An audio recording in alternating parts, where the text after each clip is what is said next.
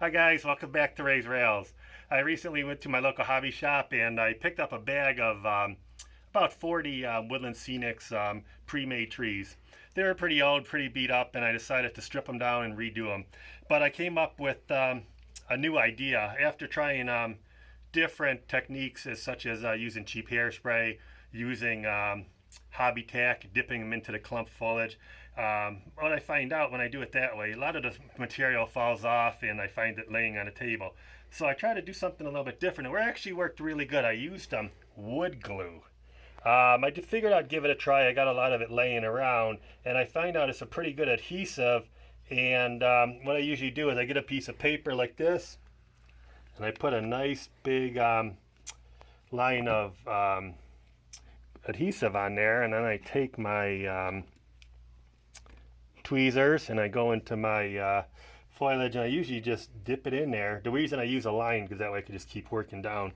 And one thing I also do is I start off with the bottoms of the trees. I never did this before. That's another one of my tips I came up with that worked pretty good. So the tree actually goes like this. And when I start off, see, these trees were here, like I said, they had a lot of stuff on them and it was just a mess falling all off. And then I put them upside down. And then after that dries, I start working on the tops of the trees. See, these are almost done. And then I put the leaves on the tops of the trees. And then for my last step is I take the real small pieces and I try to, whenever I have a little branch like that, I try to get a piece in there.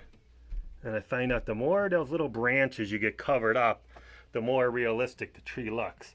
So what I usually do is I work on I usually have six, 7 trees going at a time, put on a bunch of foliage, then I usually go to work in the morning or I do it at night, put on a bunch of pieces, I go to bed, let it dry.